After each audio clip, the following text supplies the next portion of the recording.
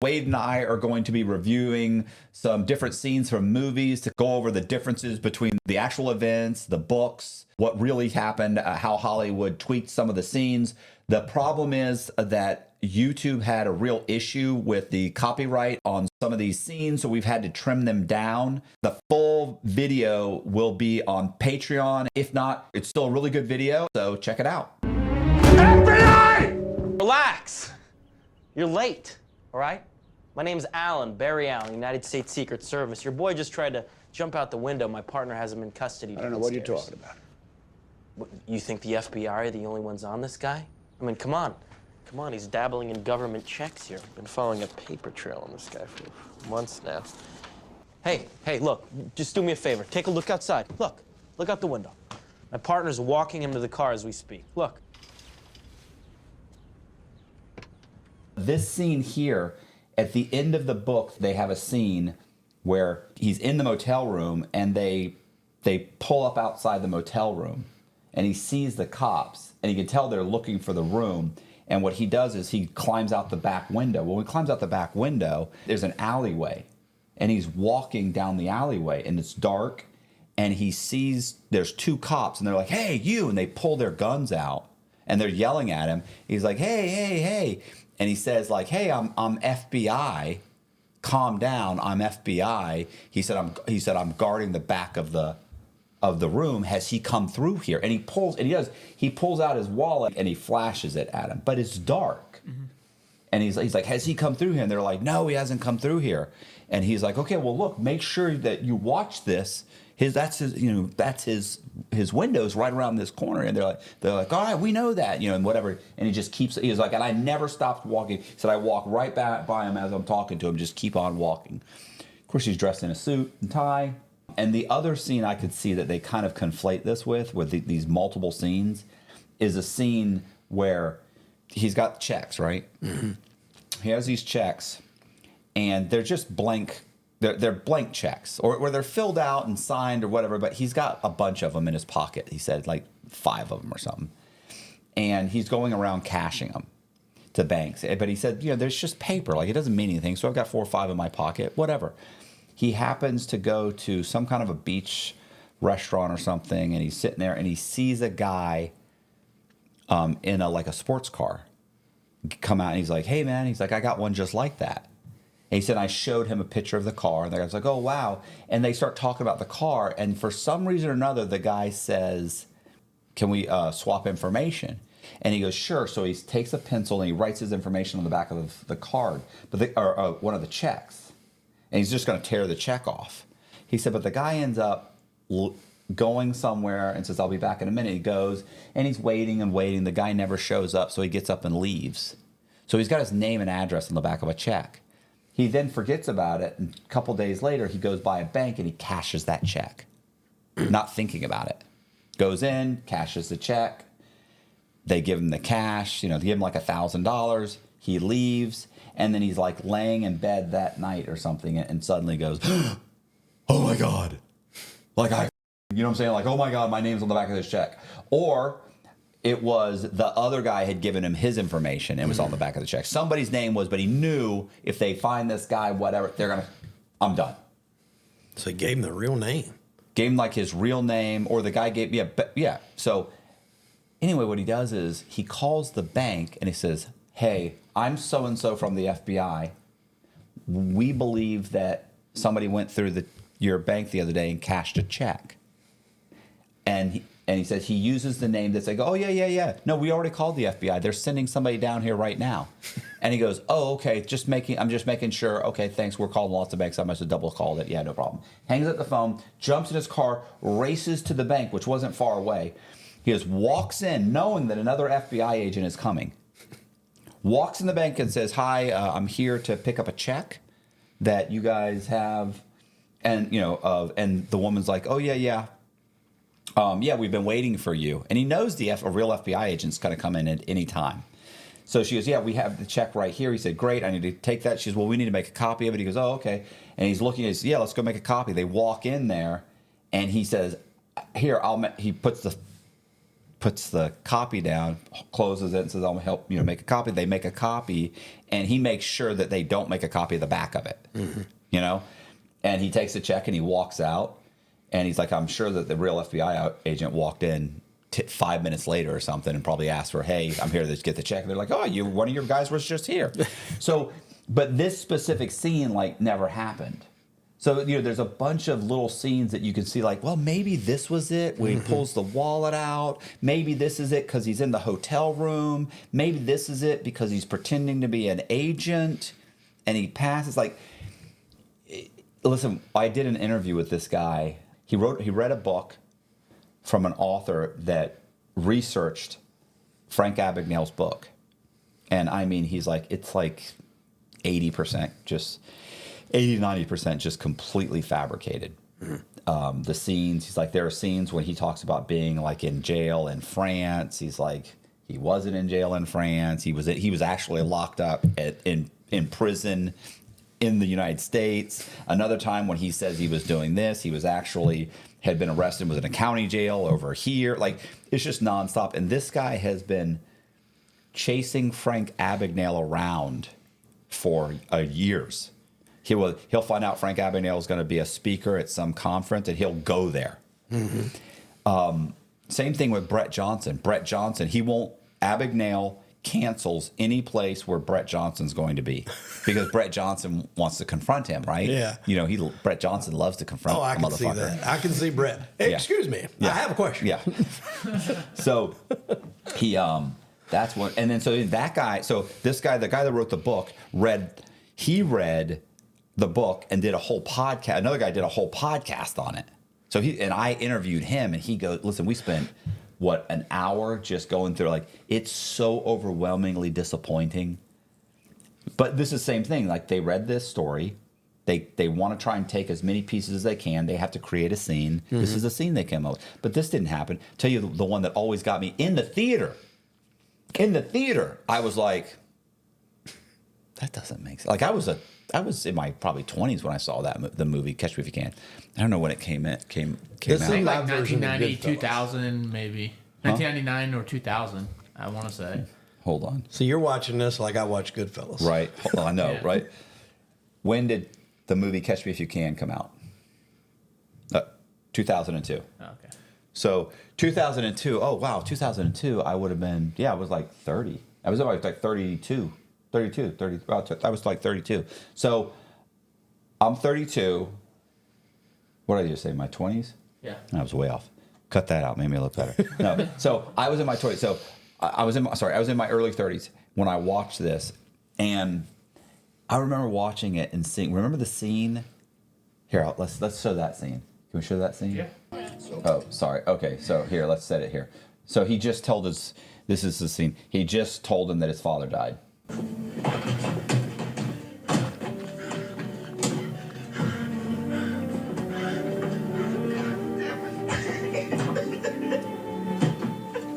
Frank!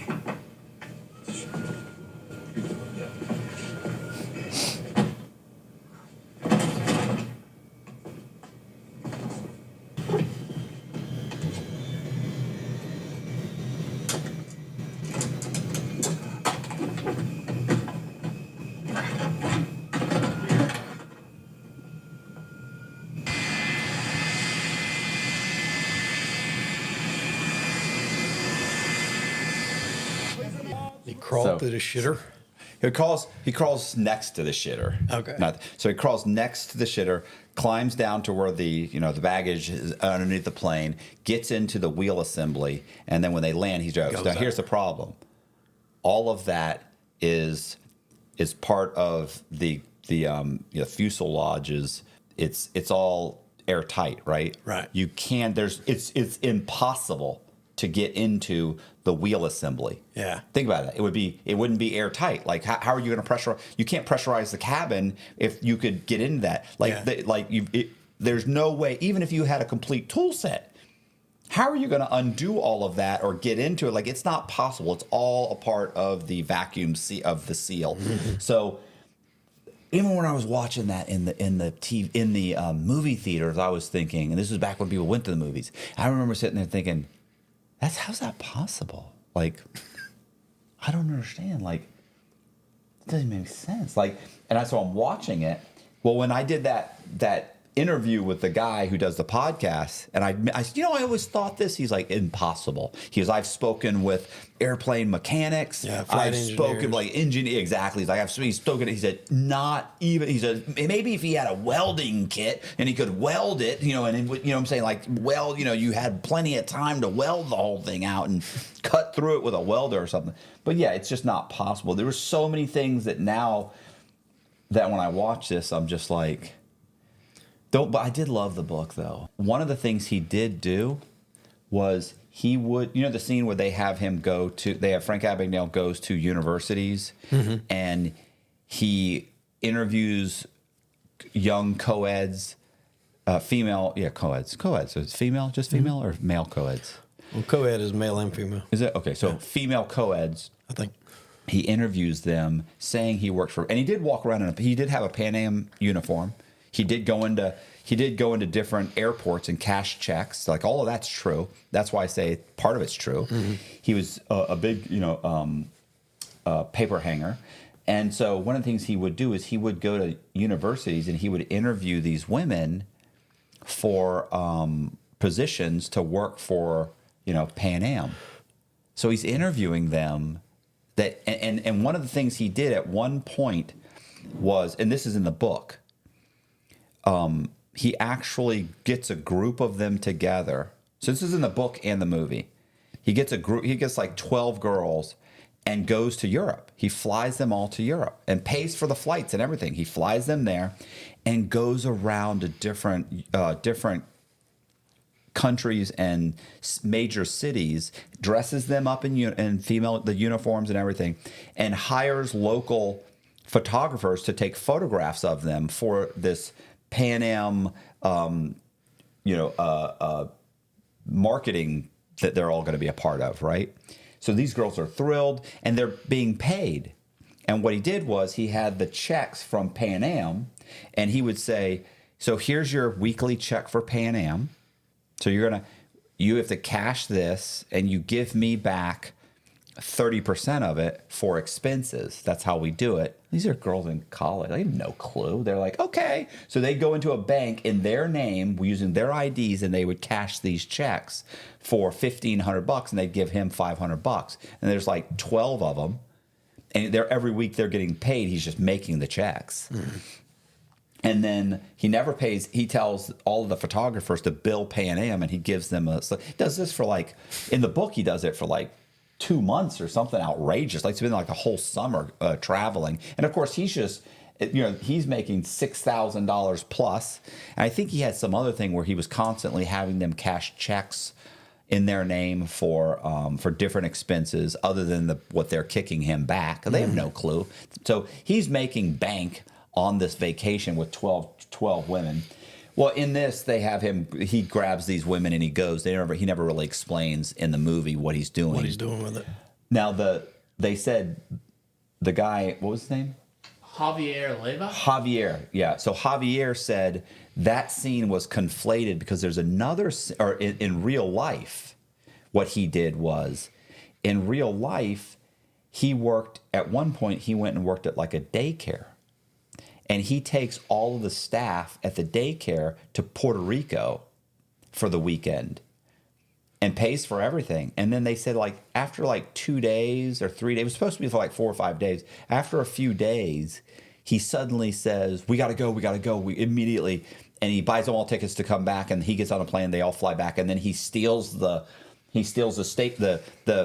daycare station wagon and takes off, and they never knew what was happening. They never knew why the vacation got cut short. They never knew anything. So it's kind of the same thing. You buy all these people tickets, you fly there. He didn't have them do anything wrong though. Yeah. Fly back, and then he steals the station wagon. So maybe he's like, I think maybe they conflated those two scenes or something. I don't know. Well, I mean, same thing you said earlier. It could be a lot of things. It could be budget constraints, time restraints. It could be a lot of different factors. What's really upsetting is that, according to Javier and the research, like it's all bullshit. It's all bullshit. Yeah. What's really amazing is that he had a brother that was also a con man, So that's kind of cool. Like, that's a cool story. They all did really, both of them did really minor scams. Yeah. But then, you know, how he's in and out of jail throughout his whole life. There's multiple times. It goes to jail for 90 days, goes to jail for 60 days, 90 days, 30 days, does a year here, 6 months, and it goes to state prison for a year. Like, there's all little bullshit. And he said his brother's the same way. That's interesting that you and your brother are con men. Like, that would have been kind of, even if it's small scale scams, that would have been a cool kind of thing. Google paid him a lot of money to speak. They opened up a plant in Charleston, where I'm at, in Somerville area, and they paid him a lot of money to come speak to all the employees. So he still makes bank on. Oh, yeah, he does. But anytime somebody shows up to ask any questions about, he won't show. Or if he thinks that another speaker there is one of these 2 or 3 guys that are trying to call him out, he doesn't show. Really? Yeah. I wonder if Tom Simon knows anything. Because wasn't he supposed to work for the FBI? Yeah. No, not work. Oh, so this is another thing that's weird. Yeah. Because I've read both books. Right? He had 2 books. One was Catch Me If You Can. The other book was called The Art of the Scam, or The Art of whatever. Not The Art of the Deal. No.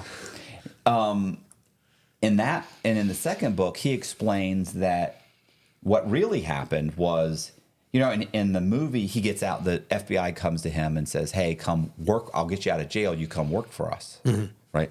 In reality, he went for parole and got turned down. He goes for parole again, gets turned down. He then goes and he gets granted parole, and he's working for like a grocery store chain, and his probation officer comes to him and says, listen, and this is probably more accurate, comes to him and says, hey, I understand you used to cash a lot of checks. And he says, yeah. And then he says, look, there's a couple of guys that are sheriff's deputies, and they work in like the check, you know, whatever, the fraud department. Would you mind talking to them about how it works?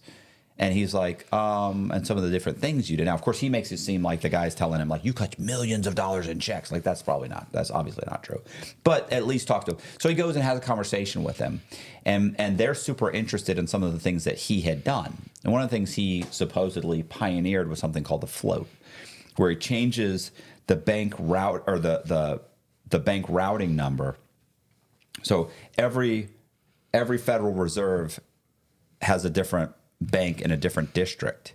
And so each one of those, your checks go to a corresponding part of your bank's routing number, sends it to a specific Federal Reserve bank, typically one that's, you know, close to you, or that manages all those checks for that bank. He would change that number to send it across the country. So you cash the check. Typically, within 2 or 3 days, they know it's bad. But he would send that check across the country. So it takes a few days just to get there. When they get there, they go, hey, this check's not supposed to have gone here. It's supposed to have gone here. So they then send it there. So he's got almost a week. He's got a week or so, right. And that's in the movie, The Float. Yeah, they talk about that in the movie. Yeah. So he goes over all of that with these guys, and they say, wow, how great. Thank you very much. And then he said, I started thinking, I wonder if I could get, and his probation officer says to him, look, I appreciate you doing this. He says, you know, and he says, yeah, if you ever need me to do it. He said, okay. He said, yeah. He said, but they're not going to pay you. You understand that? And he's like, yeah, that's fine. He's like, I wasn't even thinking about getting paid. I didn't know somebody would pay you for this. So then he goes to his bank, and he's cashing his check or something, and he notices that the girl doesn't check multiple things. And he says, can I talk to the manager? She says, sure. Manager comes over. He said, listen, I just cashed my check. Your girl here never checked this. She never checked this, and she never checked this. And the guy's like, really? He's like, yeah. He said, I'd like to come and teach a class on checks, check, whatever they call it, bouncing or check, whatever, you know, paper or whatever. He's like, check fraud for your bank. He said, and if you like it, I want you to call 3 other banks. I want you to pay me $100 and call 3 other. This is back in the 70s. Yeah. He goes, and call 3 other banks and recommend me. And the guy goes, and if you don't think it's worth it, don't pay me anything. So the manager goes, okay, well, how about next Tuesday? Everybody will stay late. So they all stay late. He goes. He talks for 30, 45 minutes. And the manager turned around and said, bro, I'll write you a check right now. It was amazing. And he said, I'm going to call 3 people and get you some more gigs. So he starts doing that. And that's how his business grew and grew. His speaking grew and grew and grew. So that's, that's probably more realistic. Yeah. And then the movie comes out and he's got all these speaking gigs where he's getting $30,000, $40,000, $50,000. Oh, yeah. Have you seen the Joe Pesci movie where he's like robbing houses, Wet Bandits? Oh, Home Alone? Home Alone. No, what? That is Home Alone. He's The Wet Bandits? Yeah. Yeah. Well, there were the Wet Bandits and then the Sticky Bandits in part 2. I like to highlight a lot of stuff on my show where the mob movies, and I'm a fan of the organized crime, they change and take a lot of liberties, but also some of the facts they just completely omit and leave out. Everybody remembers Goodfellas. Mm-hmm. I think if you took a vote, that might be the favorite amongst actual real mobsters over The Godfather. There's a scene, everybody knows the Lufthansa robbery, which went off. That's the one where they got the lot of money, then they wound up everybody that was involved. It essentially brought down Jimmy Burke's whole crew. The robbery was so good, it was so perfect, and it got so much heat on them that it was just kind of the downfall of that whole organization. But in the movie, they had what they call the Air France robbery. And it was where they had a little bit of money and they go back into the back and they start to divvy it up.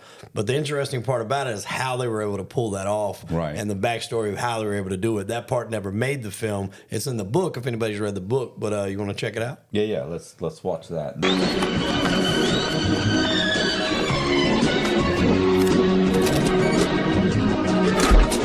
We walked out with $420,000 without using a gun, and we did the right thing. We gave Paulie his tribute. It's gonna be a good summer. So you see how they're kind of celebrating Henry there, kind of like it was his idea, and in a way it was kind of his creation or idea, if you will. He owned a bar for a period of time, and he made the connection with a guy that was a security guard at the Air France there. And I don't know 100% if he tried to get the guard to go along with it or if he knew the guard wouldn't go along with it. But essentially the plan that they put together was if you can't entice somebody by money, usually you go another route and use a woman, or at least if it's a man. And he basically hired a hooker to get him up to a room in a hotel, then get him out of the room down. I think they went to like the hot tub downstairs. Then they broke in the room, got a hold to his key, and then was able to make a copy of it, then leave it. That way he's none the wiser when he gets back because he's not missing, so he's not going to go and have the locks changed or anything. And that was how they were able to actually get in there. Now, in that scene, you see him put the key in the paper and slide it over. I mean, it essentially went like that. I mean, I don't know if it was exactly like that or if they just had the key when they went in. But that was the route that they used, and I don't know why they didn't show that in the movie. It seemed like that would have been not a difficult scene to shoot. I think when this movie came out, like people weren't used to sitting in a movie for 2.5 hours. You know what I'm saying? Yeah. Or 3 hours. Like now, if you say it's a 2 hour and 45 minute, a 2 hour and 40 minute movie, people will be okay with that. They were like by the time The Wolf of Wall Street came out, like how long was that movie? They were up there. Yeah, they were complaining. People were like this thing's almost 3 hours long. Well, all these is Marty Scorsese's work. So same thing with The Irishman. It's 3+ hours, I think. Right. So they have to cut stuff out. But I'll bet you they actually shot that scene. Mm-hmm. And then they just got cut because you notice they focus in on the key, but in the movie they never. I think they do. Do they explain it? Where they are, so they never really explain it, but they do show you the significance of the key. I think they talked with the guy in the bar, which was the Bamboo Lounge, is where that was based off. They called him Frenchie. He was like, or Joe Buddha. Joe Buddha, I think, might have been his name. And he was like, you're looking at him. You're looking at the security guard. Right. So it made it seem like he just kind of gave them the key. Right. And let them in to do what they, had to do. But in a sense, like I said, they actually had to track the guy down, follow him, get a woman to persuade him to get him to a room. And that's usually how it goes. If you can't be enticed by money, then, a woman can usually get the job done. Right. In prison, I read the book Wise Guys, which was based on, the movie was based on the book Wise Guys, and Henry. There was so much stuff that when you read that book, and then you watch the movie, you're like, man, there's so much good stuff that they just cut. Yeah, I listened to the audiobook. I don't have time to sit down and actually read books. You had a little bit more time than I had a I little time. Yeah, a little time to kill. But yeah, you're right. I mean, there was so much stuff in that audiobook. You're like, man, you could have made this, could have added this and that. But I think you hit that on the head. At least back then, they weren't, used to movies coming out with something like that. You run the risk as a director if it doesn't go the way you want it to go, then you run the risk of people losing interest, walking out. So it's got to be that fine line of, you're going to keep their interest till you get to those points. And if you drag in one too many spots, then they're not going to stick around for it. But as a whole, Goodfellas done great at keeping you in there because it moved just enough to where it didn't linger in any spots. And it showed him as a young kid. Then he gets older, and then obviously they get deeper and deeper and things start to go downhill. But I thought the pacing of it was great. So maybe that is kind of the reason why they left it out. It would have added a little bit to it. I just feel like they could have done that within under a minute or two, and it would have added a little bit of maybe, comedy to it. You know what that reminds me of? Did you ever see Ocean's 11, the first one? Oh, yeah. Now, remember the guy, the security guard, or no, I don't know if he's security, but he's somebody that works in the casino. He's at a strip club, and the chick pulls his, he's being all like, she's dancing, giving her lap dance. He's all, enthralled by her, and she pulls his name tag, his security card off his, off of him with its little alligator clip, and then she gives it to Rusty. Rusty takes it and goes and clones it, brings it back. She clips it back on him. He has no idea. So it's kind of the similar type thing with the key. Yeah, I mean it's better to do it like that because then they have no idea that it's already been done. So they, if you lose your key, then the first thing you're going to do is you're going to say, "Hey, I lost my key. We need to change these locks." Yeah, it's like when I was surveying the homeless people. Mm-hmm. Like I could have just gone up and said, "Hey man, let me give $50 for your information." They'd have done it. It's better to trick them out of it. Yeah. And, pay them $20 to do a survey, because then in a year and a half or 2 years, if some law enforcement officer questions them, they're like, "No, bro, I have no idea how anybody would have." They have no clue. They forgot about that survey they took because it seemed legit, right? As opposed to some dude just coming up wanting to give him $50 for information. Bro, a year and a half ago, this guy was down on my luck. This guy gave me $50, and they're going to remember that. Oh, yeah. Or worse, they do remember you doing that. Maybe 6 months later or 2 months later, they go to the cops and tell them, "Hey man, something's up. I feel fucked. This guy gave me $50. I'm afraid he stole my identity." Better for them to just have no idea how it happened. Yeah, no, I agree 100%. You want to watch another one? Do you want to watch another one? Yeah, we're gonna do another one. Casino, another great one.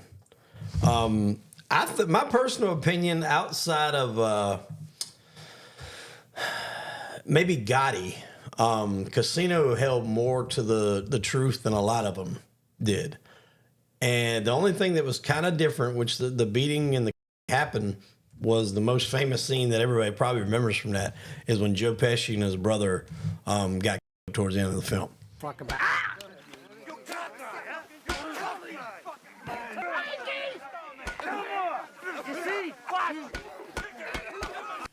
Why in the underwear? I don't know. The word was out. The bosses had enough of Nicky. They had enough. How much were they going to take? So they made an example of him and his brother. They buried them while they were still breathing. So the backstory to that is Joe Pesci's character is based on a real guy named Tony Spilotro. They called him Tony the Ant. He was very much physically, look-wise, build-wise. Yeah. He was a little guy. He looked a lot like him. As opposed to his character in Goodfellas, Tommy DeSimone was like 6 foot, big guy, didn't look nothing physically like Joe Pesci at all. But Joe in this movie looked exactly like Tony Spilotro. Even the little streak in the hair, they look. I actually interviewed his lawyer, who's his lawyer in the film. If you watch when Spilotro goes to, or Nicky Santoro is his name in the film, when he goes to jail, his lawyer that is in the movie is actually the lawyer that he had in real life. His name is Oscar Goodman.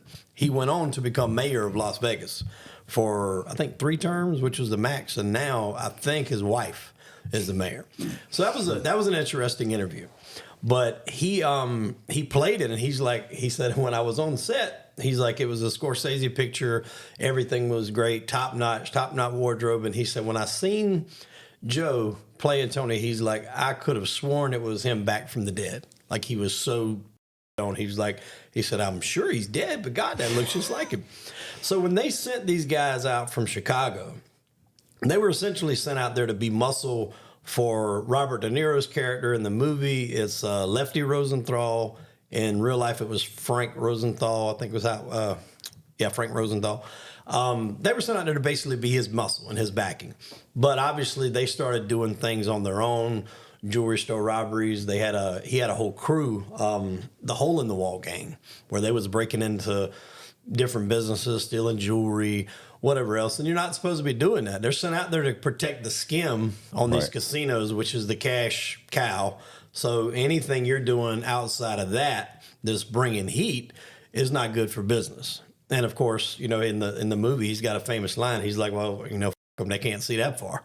Right. And so that's kind of what started this whole thing. And then murder started to happen.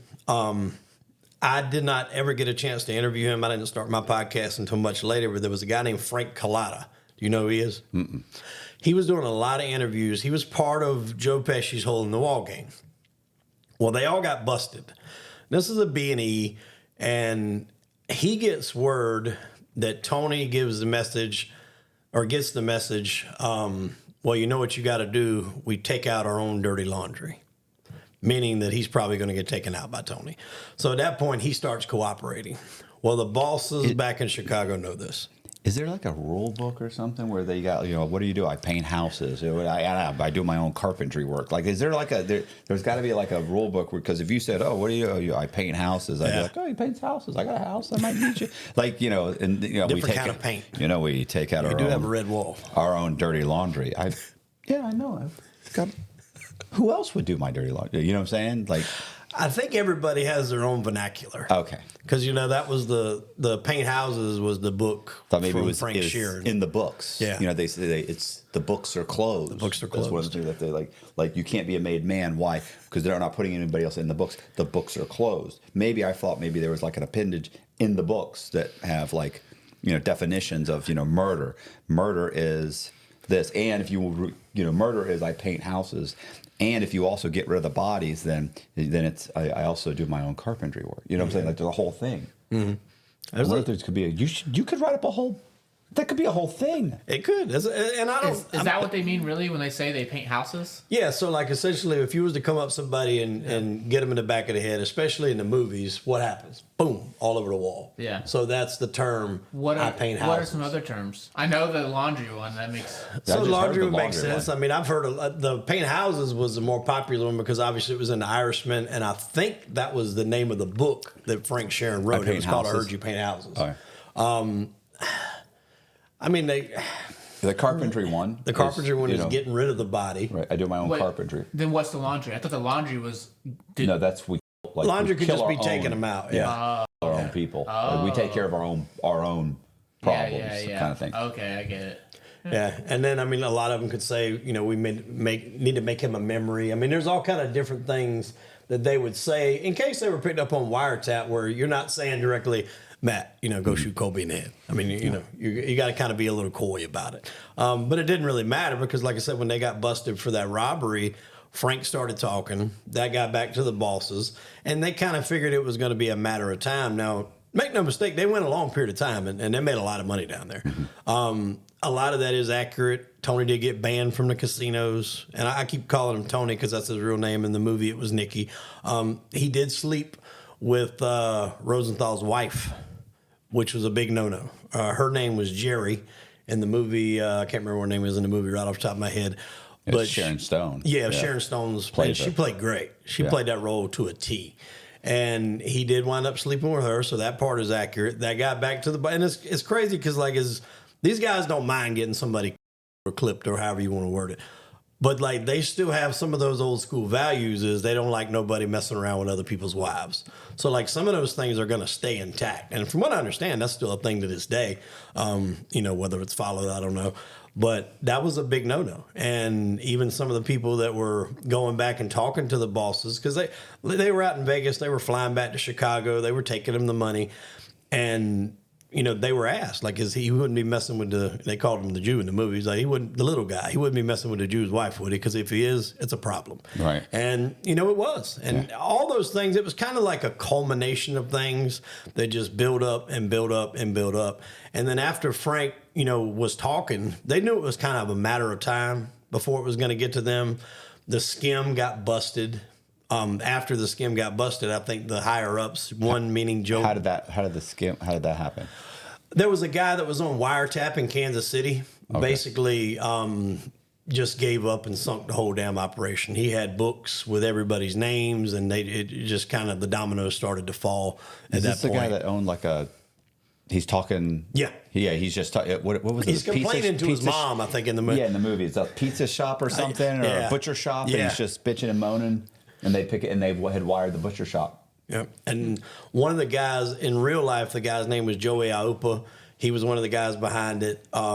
He was, I think, one of the more influential guys to just say they wanted to go ahead and take him out. Now, he did have a brother. His brother was involved in it. And the pretenses of why they summoned them to a meeting was that they were going to make Tony a boss, and they were going to make his brother Mikey. This come out in trial. The trial was called Family Secrets. Nick Calabrese, I think it was on the stand, and he wrote about it, and he does a lot of stuff with the Mob Museum in Vegas, and he's done some podcast interviews. He says this on the trial, so that's how I'm not like, I wasn't there. This is what he's saying on the trial. They summoned him there. Tony thought he was going to get a bump to a boss. His brother Mikey was going to get made. But they still had reservations themselves about what they were going there for. Because a lot of times you want to make it enticing for somebody to come. Their family was interviewed. And Mikey's family, even his daughter, said that like he kept telling them repeatedly that he loved her. And, he thought the world of her. He told his wife, he's like, if I'm not back by 9:30, it's no good. So he doesn't think it's something. He doesn't think we're going to dinner. He knows what he's being called there for, but at the same time, he knows what it also could be. Like the Franzese thing when he said he gets called, he's like, I was scared to death. Like I didn't know what I was being called. Because it could be what they're calling you for, but it could be something different. And in this case, it was something different. And they had about 10 guys. I don't remember them all right off the top of my head. I know John DeFranco was there. Nick Calabrese was there. I think Louis Eppley was there. There was about 10 guys or so, and they call him into this house. They go down. They get his kid brother first. I think they hit him like with a closed fist and then put a rope around his neck and choked him to death. This was while Tony was watching, and Tony asked before they get to him, could he say a prayer? He asked the guy, could he say a prayer before they did it? I don't know if he ever got to say that, but they took him out too. They were beaten with fists. They weren't beaten with bats.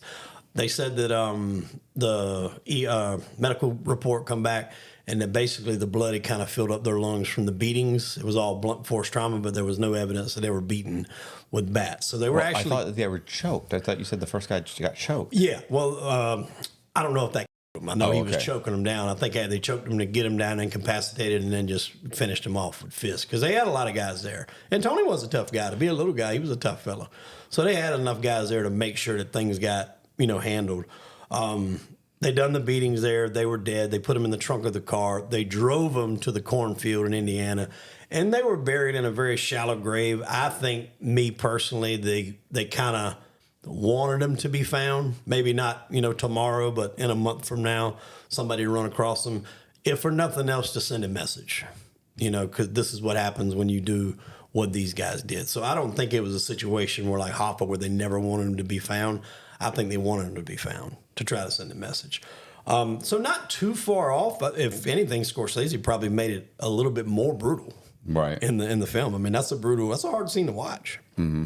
With the bats, and it adds, I think, a little bit more violence to it. And if you catch, that's Frank Vincent who's playing his right-hand man. Right. And so he's one of them that kind of turns, that's kind of supposed to be Frank Collada's character. And he was really upset about it because he was like, I didn't do that. He's like, I wasn't even in that room when they did that. He was like, I'm dealing with my own shit. And in Goodfellas, it was them that beat him up in the club. And that's why Joe Pesci gets killed at the end of the movie, because they took out the guy that was made, Billy Batts. Right. In Casino, it's kind of like he gets his payback. He's the one that's beating up Joe Pesci character and kills him and throws him in there. The only thing I never got clarification about was if they were stripped down to their underwear. I know in the movie he says they buried him while they were still breathing. That wasn't the case. They were dead when they were dropped off in the hole. So a few facts changed, but really for the most part, man, it was spot on. Even like how the surveillance was on him. There's a scene where they're playing golf and the feds are like just flying back and forth in a little small plane and they run out of gas and have to land on the fairway in the golf course. And you ever see that scene? Yeah. He tells him, he's like, $100. He's like, look at this. This is ages, Frankie. And he's like, $100 for whoever hits the plane. So everybody starts hitting golf balls towards the plane. And the lawyer, Oscar Goodman, told me, he said that was true. He said they would be, having meetings somewhere, having dinner, discussing his cases, and you would see these planes just fly by, all the time. He said he was constantly under surveillance. And he's got a restaurant. If you guys ever get to Vegas, you go to Fremont Street. The Plaza Hotel, which is right there at the start. I think that's the start of Fremont Street or the end of it, depending on which way you're going. He's got a restaurant, Oscar Goodman does. It's called Oscar's. In the front of the restaurant is a bronze statue of him standing there talking to Tony Spilotro.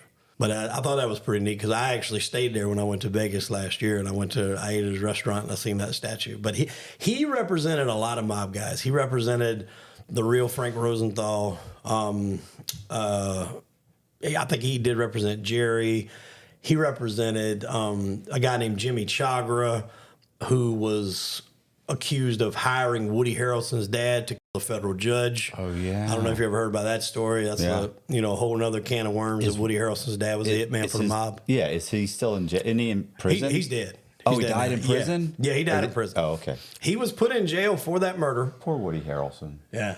He was put in jail for that murder. And Jimmy Chagra, which was the guy that's allegedly hired him to do the hit, Oscar got him off. Mm-hmm. But yet Charles stayed in jail.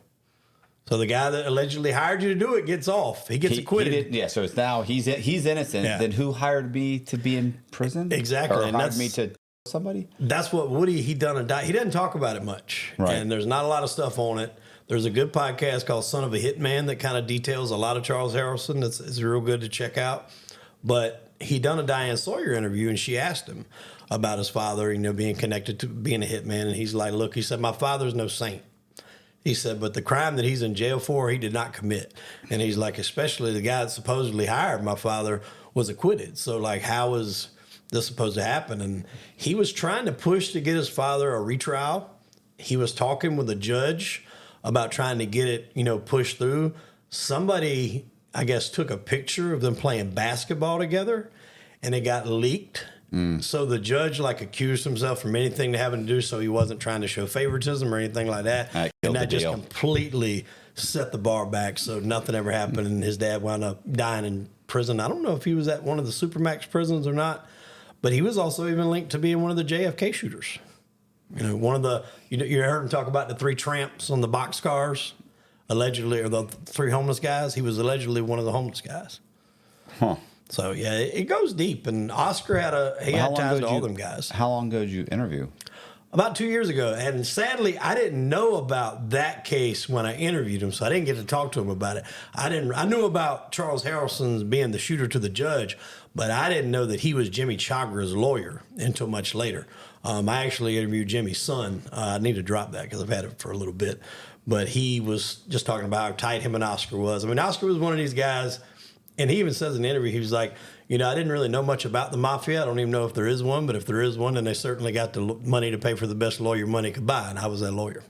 And he got a lot of those guys off. I mean, Tony went to jail. That wasn't a lie. He was always getting called into court for something. Those scenes where he's walking and going to court, and he's like, watch yourself. A guy slips on a fucking banana peel, it'd be my fault. They'll haul me in for it. He's like, that was very much true. Like anything that happened out there, they would call him in for it. He was banned from casinos out there.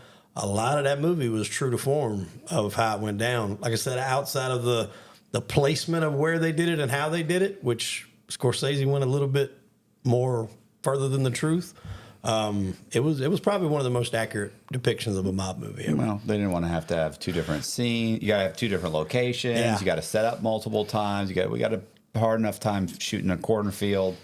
It's just combined. Let's conflate these 2 scenes. Same thing. Yeah. So in this scene right here, this is after they find out that who they know as Donnie Brasco is Joe Pistone. He's been an undercover cop this entire time. So obviously, And then he introduced them. he introduced him. Right, which is bad. Well, in the movie, he introduces him. So that's the thing, is like that's a bad thing. So typically, what they do is they chop hands off of people that, you know, because they made you shake hands with, you know, somebody that was dirty or whatever. I mean, there's messages to be sent.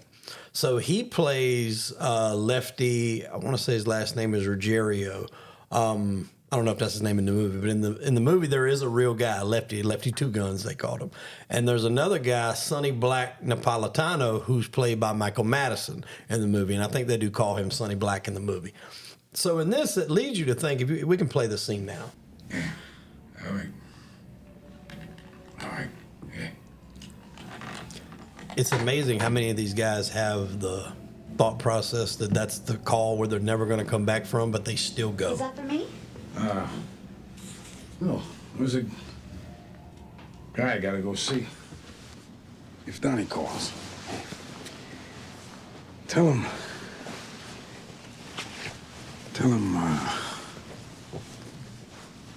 if there's gonna be anyone, I'm glad it was him.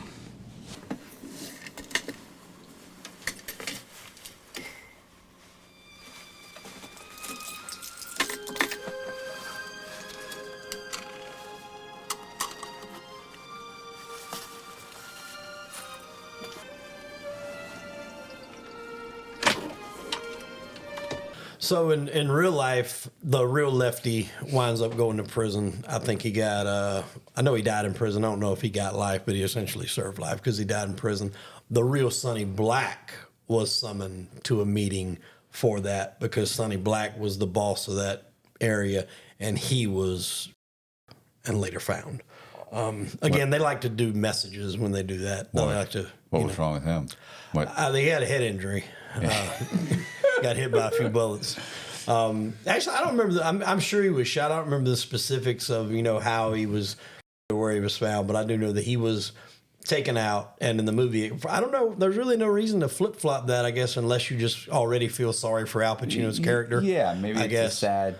Because Michael Madison kind of had this tough bravado through the whole thing, so maybe you wouldn't have got the same sympathetic feeling if you knew Michael Madison was going to do it. Right. But I mean, even him in the movie, he talks about having 20 or 26 hits under my belt, and you're who he's afraid of. You know, that cracks me up. So he's 26 people, but that's the way that a lot of these shows, they're all bad people. The Sopranos and all that, they have you feeling bad for these mass murderers, and you're like, I feel bad for the guy. He 26 people. There's serial killers that hang that many people, and you're feeling bad for the guy. But I mean, that's the art of film.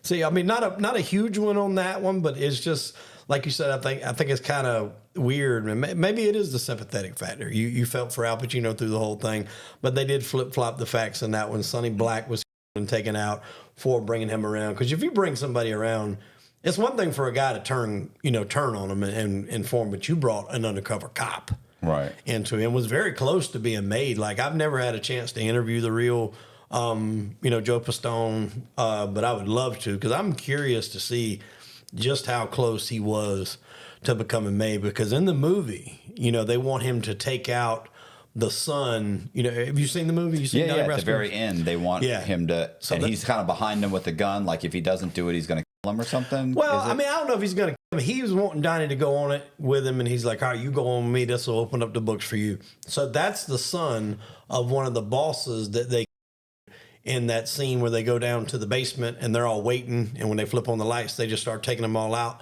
I think that was Sonny Red.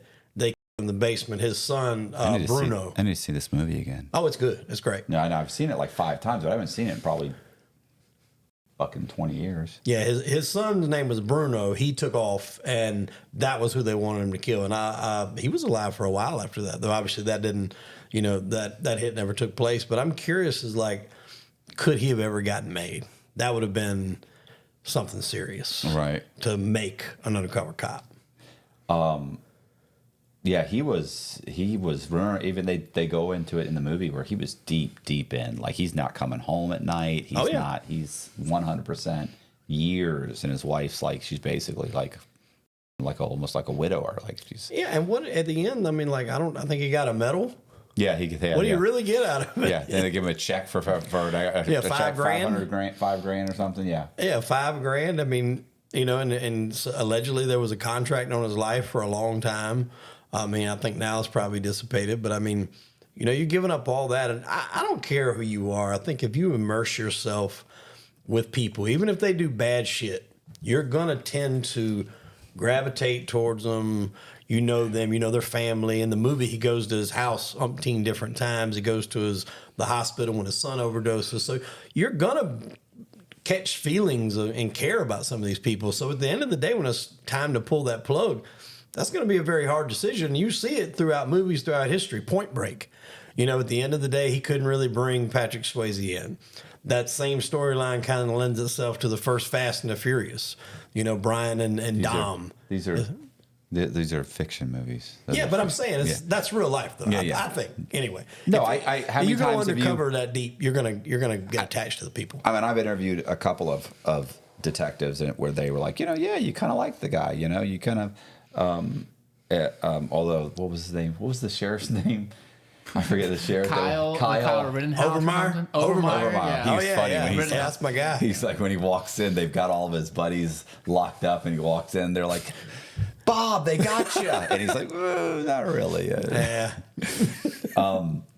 That's gotta, especially spending that much time. So, what's funny about this is that there were two of the guys that were part, like Donnie Brasco, like there was like 30 guys that I think he ended up bringing down. Yeah. Two of the guys that got brought down were in the medium with me. Really? One of them, and I don't know what the guy's name is. I do know the big guy. There was one, and he's like, the one guy was like 6'4". He was huge. And I remember he always had this cast on his arm, like he had carpal tunnel or something. I don't know what it was, but he always had this. It was just weird that he always had it on. And then the other guy was a short, little, chubby guy, older guy. He was probably in his late 60s, and the other guy was probably in his early 50s. And they would argue all the time. And also, and the little guy would scream, and they would say, and people said, well, the little guy was like made, and the other guy wasn't. So I couldn't do anything. Right, but you're in prison. You're both like got life sentences, and you're in prison. And the little guy would be like, "Yo, motherfucker!" And he starts screaming at him, and he would be like, "Anthony," or Tony, whatever, "Anthony, I'm sorry." Like, he's huge. The other guy's like 5'5", screaming, "Dude, I fucking told you, man. I'm sorry." It was comical. And people told me like, "Hey, those two guys were on the, Donnie Brasco," and I'd be like, "Yeah." They go, "Well, those were two of the guys that were." They were a part of the crew. Like, I was like, "What do you mean? Which guys were they?" They were like, "No, like there's like 30 guys, 30 or so guys that got busted. They were two of them." And I'm like, "Were they in the movie?" They're like, "I don't know if they were in the movie. Whatever." They're like, "They're in the book." So you're like, "Okay." And what's so funny is one day I was walked into the unit, and it's two tiers, right? So there's the bottom floor, and then there's a second tier. So it's like like a balcony that goes around the whole, like this massive room is a balcony where there's more doors, right? So, and they do it like that so the guard sitting in the middle can see above you, right? And they're the big doors and everything. Well, there's TVs in the middle on these poles. So there's multiple TVs. And as we're walking through, the guy was goes, "Watch this." He goes, "Watch this." And he goes, "Hey, Anthony." And they're these guys were always together. They're inseparable. And he looks up, he's like, "Yeah, what's up?" He's like, "Check out what's on TV. They're playing Donnie Brasco." And it was Donnie Brasco. And he's walking, he looks over, he goes, "Fuck that cocksucker." He went wild. I mean, screaming. They're both screaming. He starts yelling at the big guy. He's fucking, "I'm sorry." I mean, it was so comical. And I think both of them had like life sentences or like 50 years or something ridiculous. They're dying in prison. Yeah, they're not getting out. So funny. I should look up, try and see which guys they were. I interviewed a guy, I was telling Colby about it earlier. His name's John Sarasani. And he's got, I think it was his uncle or somebody down the line. He didn't have anything to do with it, but his uncle was Booby Sarasani, who was portrayed in Donnie Brasco. Now, he was out when this movie come out. And so he actually sued I don't know what company released Donnie Brasco. It was MGM, TriStar, Paramount, whoever it was. He had a suit against him saying that it was like defamation, saying that he was involved in all this because he was never arrested. It was never proven that he was involved in all this. I guess there's a law, and there was case studies written about it. Like, there's like, you can't defame your name. It's already like very bad. Right. Oh, yeah, There's nothing you can do about it. Like, you, even if this movie, like, if you never heard anything about you, maybe. But like, your name and reputation is already tarnished so bad, like, this movie's not going to do anything to worsen it. Right. I thought it was fun. That's a real thing. I never heard of that before. That's a real thing. That's why whenever I've written stuff and people, if somebody's like, because I got this the other day. I wrote a story about Jess. One of her co-defendants sent me an email saying, "Hey, my name's so and so. My name is in this article. I never gave you permission to use my name. Someone needs to contact me immediately." I've had that happen multiple times, and it's like, you were on the indictment. Yeah, there's articles written saying you're a drug dealer. You went to prison. There's Freedom of Information Act too. Exactly. Like, and this is my wife talking about you, and honestly doesn't say anything that's nearly as bad about you as the newspaper said. Did you call the newspaper and tell them that they can't put your name in it? Did you call the other one was, there's 2 press releases from the U.S. government that has you listed on this indictment as selling methamphetamine. You're a methamphetamine trafficker. Mm-hmm. Like, did you call them? Like, what the f-? So I sent her back and I said, "Hey, so-and-so." I said, "What is it exactly you want me to do?" And I just sent her that, waiting for her to come back. Because I like to taunt them and have them come back and be like, "You can't this, you can't that, you can't." And then I like to give them a little school them and say, "Let me explain something." Boom, boom, boom, boom. On top of that, like, I always love it when they come back and go, "I'm going to get a lawyer." I hope you do, because the moment you talk to that lawyer, he's going to tell you, "Ma'am, you were arrested for this and this." It's like, how did he it's called libel, right? Yeah. Like, how did he defame you, or how did he libel you? When all this is true. Yeah, when all of this is true. And not just that, even if you could prove that he did, how did he cost you money? Like, how can we sue to make reparations? Mm-hmm. We can't, because you didn't lose any money. You can't. It's not like you can say, "Hey, I got fired from I have a job making $300,000 a year, and I got fired, and I can't find another job because this is out there now. I haven't worked for 6 months. You owe me at least $150,000." Like, you work at KFC in the back. So anyway, yeah. So I always love that.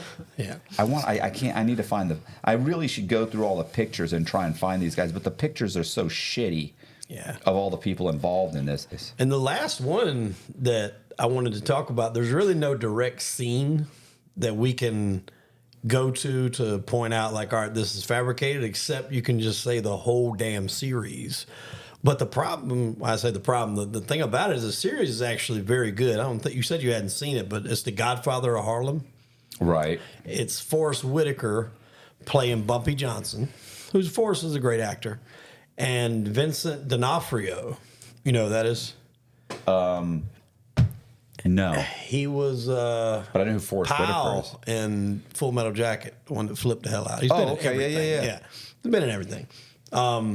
He plays Vincent the Chin Gigante, who, if anybody is familiar with organized crime, he was the guy that they dubbed the Odd Father between the 90s and when he went to jail. He would walk around the streets in his bathrobe and act like he had lost his mind. I got a story about him too, by the way. Go ahead. Really? Yeah. Okay. Well, we'll do that at the end. Okay. So that was all a facade. I interviewed his daughter, and she was saying how, like, she was feeling bad because he would check himself into hospitals and do hospital stays, and she's like, we're in there on floors with real people with real problems, and the nurses would come by, give him his stuff. He'd act like he takes it. As soon as they walk out the room, he'd take it and throw him in the toilet. It was all a way to kind of stay out of jail. Yeah, he was trying to stay off a prosecution, right? Like, he was. Yeah, and just stay. I mean, they said he was hard to catch. I mean, he was hardly ever on wiretaps. He rarely left his house. But he was when he did, he's in a robe, shuffling around the neighborhood like he's lost. Yeah, Someone would have to come get him and walk him back into the house. Like, no, you're not. Oh, They say that shtick was kind of loosely based on what they did with Junior Soprano in The Sopranos. Towards the end, he started kind of losing it and was walking down the street in his bathrobe and stuff. They say that was kind of a play on that. But the Chin did this way before him. Yeah, Chin was a master. Sorry. So that's kind of your two main characters. Are you going to tell us how? Are you going to tell us real I'm quick? fixing to get into it. No, I'm saying you're going to tell us how he got caught real quick. The Chin? Yeah, this is great. What's You know how they caught him? Well, he called somebody at 9/11 and was like he was talking lucid. No. This was that they had photographs of him where he would sneak out of his house, get into like a limo, drive to his mistress's house. He had a mistress. Full in a 3-piece suit, get out, walk in. So they're like, so he sneaks out of the house, gets into a limo, goes down the street to in a 3-piece suit to her house, sleeps with her, gets in the limo, comes back, drops and sneaks back, and like, bro. But all day you're wandering around and like, come on, stop it, bro. And then obviously they get him eventually, but it's like, yeah, they had him on a charge. I forgot what the charge was. It wasn't anything that was going to give him life. But after 9/11, he called his family and was basically talking to them like very lucid. Hey, everybody okay? What's going on? So they obviously had the phone tapped. They knew it. They went to him and they were basically saying they were going to go after his family for helping put on the charade and things like that. And that's when he kind of copped to whatever he copped to, and then he got life, and then he died in there. But the show basically is centered around Bumpy and the Chin. That's your protagonist, antagonist. you never heard about the thing with the mistress? I knew he had a mistress. I didn't hear that was what led to him getting. Well, I don't know that it led exactly, but Yeah, it was one of the things that they had. It's like, Yeah, his daughter told me that he did have a mistress. He had a whole other family, which a lot of them did. that's nuts, bro. A lot of them guys did back then. A whole nother family? Yeah. Well, I mean, they have mistresses. Why Some would of you them do have that kids to with them. Why would you do that to yourself? Like, isn't one family enough stress? It's enough stress. Yeah, it don't really work. But I tell my wife, I'm like, you are enough. Yeah, like I don't exactly. want to deal with nobody else. Yeah, like, exactly. Why would I do that to myself? Yeah, I'm stressed enough already. Exactly. I have no hair now. I mean, like, what? I don't want to add anything else. This is because of you. Yes, I had a full head of hair, a beautiful head of hair. But this show is just so factually inaccurate that if you know the history like I do, it's hard to overcome. Although the show is well acted, Chaz Palminteri is in it, Forrest Whitaker, he's now, but Paul Sorvino was in it. He was in Goodfellas. He played Paulie. Paul Sorvino played Frank Costello. So herein lies it's almost two separate stories. Bumpy Johnson came from Charleston, South Carolina, my neck of the woods. He goes up to New York. He gets hooked up with a lady that's running numbers. They called her Queen. I can't remember her full name, something St. Clair, but she was basically the Queen of Harlem. Harlem had numbers, before the mob did. That was their moneymaker. And he was muscle for her. He rose up through the ranks. And there was another guy. Have you ever seen the movie Hoodlum with Lawrence Fishburne? It's a movie about Bumpy, and it kind of shows that whole struggle over the numbers racket. So there was a guy named Dutch Schultz. I've heard Dutch Schultz. Okay, so Dutch was basically going to war with the Queen to have control of the numbers racket. Charlie Luciano, Lucky Luciano, made the decision to go ahead and take Dutch out, and then he and Bumpy became tight. And Bumpy is widely known as one of the first black gangsters to ever have a working relationship with the Italians. Mob, yeah. Now, with that, Lucky was deported. Frank Costello took over the family. Frank was one of these guys to where he, not necessarily in the way Gotti was, as flashy and flamboyant, but Frank liked to go to nice restaurants, rub elbows with politicians, movie stars, singers. They knew who he was. I think his, I can't remember the name, Prime Minister, I think they called him. But he was a guy that kind of wanted to get out of that street stuff. He still wanted to do it to gain control, but he liked to rub elbows with people in high positions. Right. And so he was the head of the family. Vito Genovese, who was this up-and-comer, wanted to take over everything. So he hires Vincent the Chin Gigante, who at that point, he was an amateur boxer He was a driver. He'd done a lot of low level stuff. He became muscle for Vito. Vito hires him to take out Frank Costello. And I think it was the Waldorf Astoria was where Frank was at. Chin comes out. He sees Frank coming in. He pulls out the gun. He shoots him. The bullet goes through the lid of his fedora and scrapes his head. There's pictures you can find online of Frank's head wrapped up. There's pictures you can see where the bullet goes through the fedora. I mean, he's inches away from being killed. The Chin goes on the run after he doesn't kill him, which is usually not good for him. Mm-hmm. It worked out okay for him, but he goes on the run because obviously at that point he doesn't know whether Costello is going to try to get back at him or what he's going to do. The message was Costello needs to go, so he kind of bowed out. And I think by the respect he had garnered at that point, they let him take a back seat. Vito took over the family, and then it became the Genovese family, which it still is today. So it kept that name. The Chin was on the run for a while. A long time, it was a rumor that that's where he got the name, the Chin, because when he left, he was a skinny guy, in shape. When he come back, he had put on a lot of weight. His face was a little bigger, so they were saying it because he had a double chin. But his daughter debunked that. She said it was a name that his mother had given him, her grandmother. But he comes back, and Frank refuses to testify. The only reason he was charged with the murder is the doorman recognized him. And the doorman, I guess, was saying, yeah, that was the guy that did it. Well, when Frank went on the stand, Frank's like, I didn't see him. I don't know what happened. Not the guy. Can't help you. So it was kind of like And now the doorman changed that heart? I guess they didn't press it with the doorman. I never heard too much else about him. I just know that Frank was obviously the guy that they were really going to make their case on, but Frank wasn't going to testify either. So that kind of opened the door for Vito to be boss, and then Chin was behind him. Now, when Bumpy is there, he goes to prison in 52 and gets out in 63. So at this point in time, Vito is still boss. So he wouldn't even be dealing with the Chin. The Chin is rungs down the ladder at this point.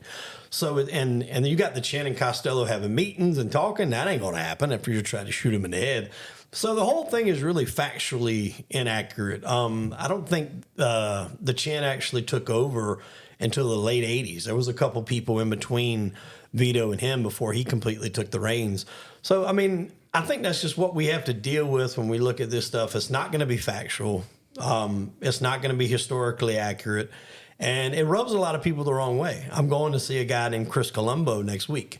And he's the son of Joe Colombo, who was the leader of the Italian-American Civil Rights Union that got shot. He got assassinated, kind of like what they were trying to do to Trump a couple weeks ago.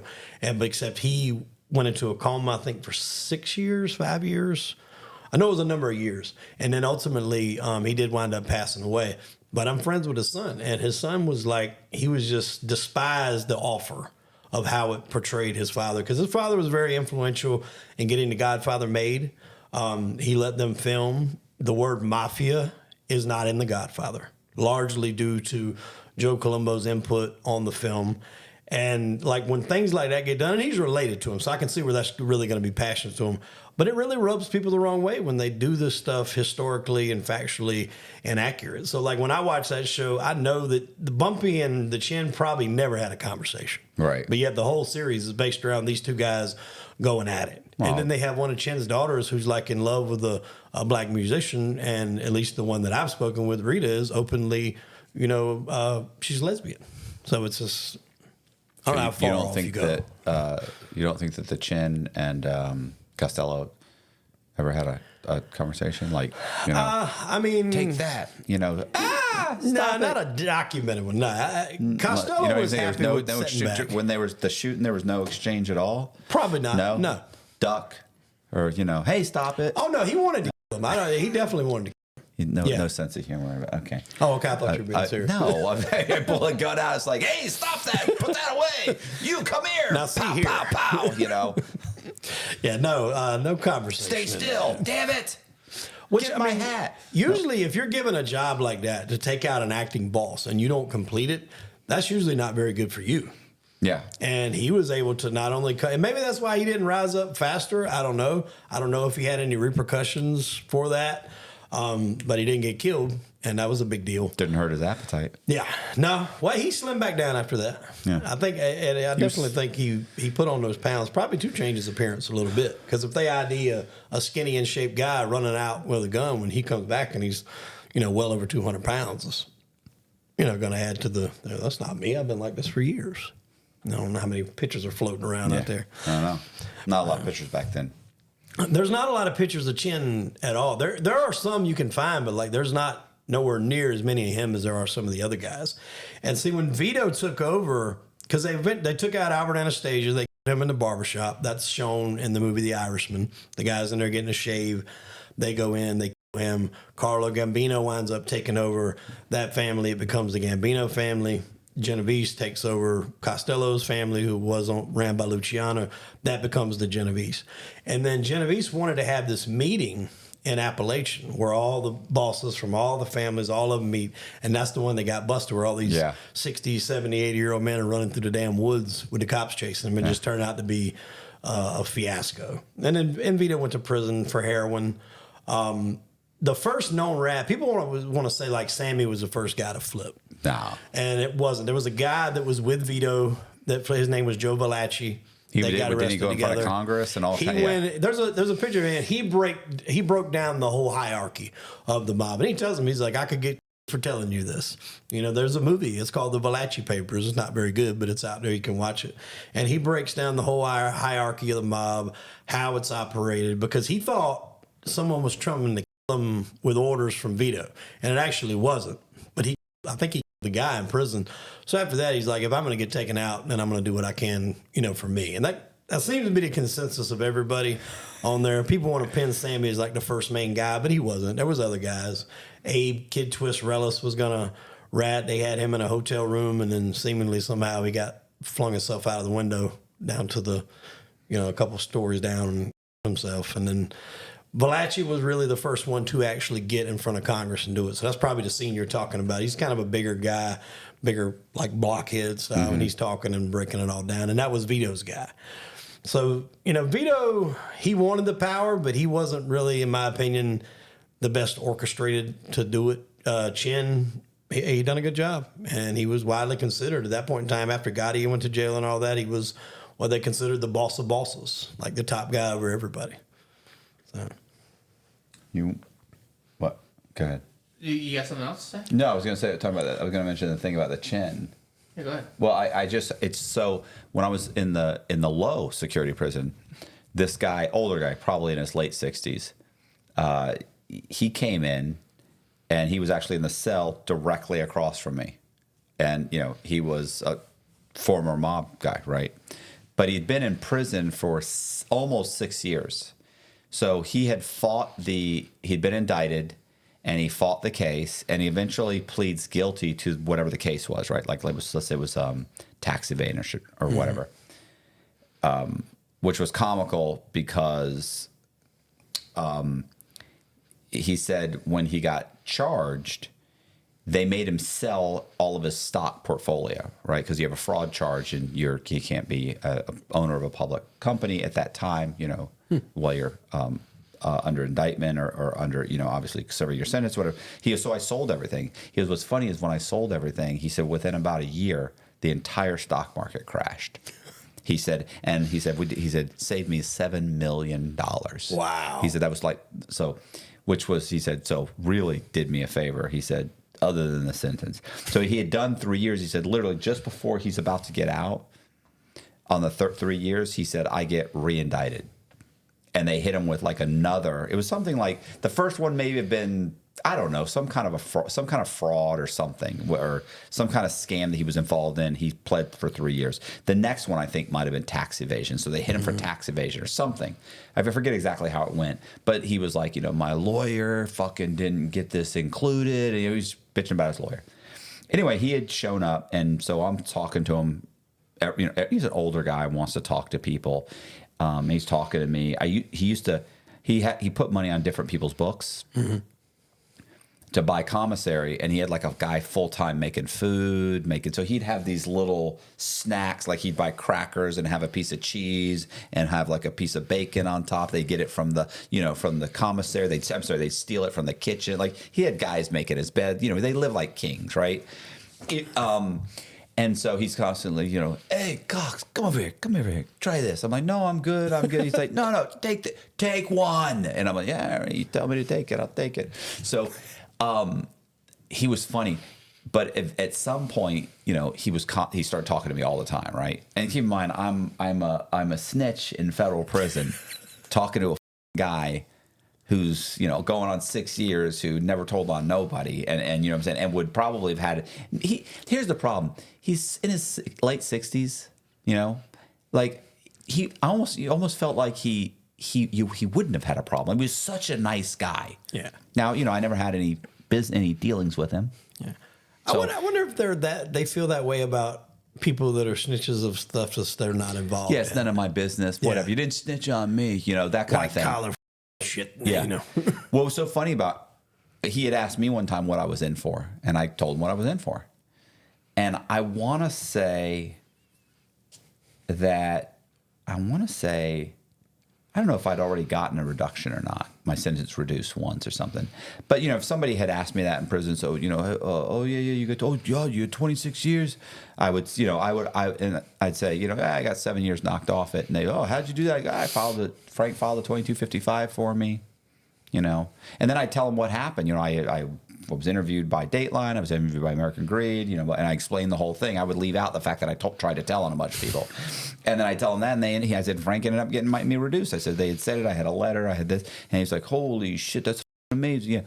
Yeah. It was the second one that was it's hard to explain that one. And I'm talking to him. So here's what happened was, he said, what did you do, Cox? Somebody said you're in here for fraud. What'd you do? And when I explained it to him, and I did a quick version, 20 minutes, right? Maybe the 5-minute version that turned into 20 minutes because he started asking questions. He was like, I respect that. He said, these banks. He said, that is amazing. How you think about that? Like, he was really, but nicest guy. What's funny about him is that he was like a lieutenant or somebody underneath the chin. And that was when he had told me he said that that he was underneath the chin. And I was like, I know who that is. I said, is that the guy with the robe? That yeah. He did that because and he's the one that told me about the mistress. Yeah. That he's the one who had said. That's why I thought, okay, well, maybe it was multiple things then, because I didn't know about the wiretap. He had told me this is how he got caught. He's like, I said, how long is he walking around doing this? He goes, years. Like he's laughing about it. And then, so we were talking at one point, you'll appreciate this, because this is funny. Because he, you know what? I know I hadn't got my sentence reduced yet. I did not get my sentence reduced yet. You know why I know? I was still meeting with the FBI. So, because I remember they're still showing up every 3 months in, and I get a call to go to, the lieutenant's office. And, you walk to the lieutenant's office, and as I'm walking there, they have somebody coming out, and they would meet me at the door for visitation. Mm-hmm. So, because the lieutenant's office or the warden's office, lieutenant, warden, like assistant warden, they're all the same building. So you're going, and as you're going, all of a sudden the guy would walk, he'd open the door, he'd go in there. And I go, okay, now I know what it's for. Now I was scared. Oh my gosh, why am I going to the lieutenant's office? What did I do? Oh shit, somebody's coming to see me. And they would close like the compound. So you got 2,000 guys, and the whole compound's closed, and they think that's going to do something. What they don't realize is, like, the rec yard's open, so you may be a closed compound, but there's guys in the rec yard behind the fence, and they're watching me. Oh, wonder who's Cox is seeing. Well, it's like Tuesday, and there's no visitation on Tuesday. Why'd Cox just walk into the visitation room? Maybe he's there to clean. Maybe I'm not a cleaner. I'm not here to. So, it's like you guys are trying to act like you're doing me a favor. Like, it's on the DL. There's 500 guys watching me right now. You not know how keen these people are on that kind of thing. Yeah, they know. Like, come on, you're not even trying. And what's so funny is that there's a hallway from visitation all the way through the lieutenant's office and the warden's office, administration's office, all the way through up to medical. Mm-hmm. That's internal. So you could have had me walk into some of these guys, they'd call them medical, and then they'd walk them through that hallway all the way to visitation. I never once got that treatment. Not once. Every time they'd walk over and open the door like, oh, go on in here. Oh, because nobody saw that. Anyway, you're so tricky. Anyway, so I remember I was talking to, I was still going to see the FBI when I'm talking to this guy. So this guy's telling me about the chin. He's telling me this. And I was like, and one of the things I had said to him was, I was like, so you got indicted for, for tax evasion? I was like, really? He said, yeah, it was some of my books, I had a lot of businesses, I was in, I said, oh, what'd you do? And what kind of business? He said, well, I was in concrete. I said, you in a case? I had a couple construction company. I had a concrete business. We put in windows. Oh, windows is big. Yeah, and and I went. You were involved in a concrete business in New York City or New York, and wherever it was, wherever he was, the chin was, which is basically New York State, somewhere in there. And he was like, yeah. I said, huh. So that must have been lucrative. It was a good business. It was a good bit. What we're both talking about, because it was a good business. It was a good business. And I remember, he said, I mean, it wasn't as good as your business. I was like, yeah, I don't have stocks. By the way, I don't have problems with the IRS. But I'm glad you didn't choose him to tell him, Coxie. We might not be having this conversation. Here's what he had. This is what's so funny. This is a conversation we had one time. When we were talking one time, he goes, I've never been arrested. He said, never been arrested. He said, yeah. He said, one time. He said, I've never been, this is the first time I've ever been in jail. That's what it was. First time I've ever been in jail. I said, really? I feel like I know I've told you this story. He said, I've never been in jail. He said, one time I turned myself in. I was supposed to go to trial. He said, they dropped the whole case. And I went, real? I said, why'd they drop the case? He said, one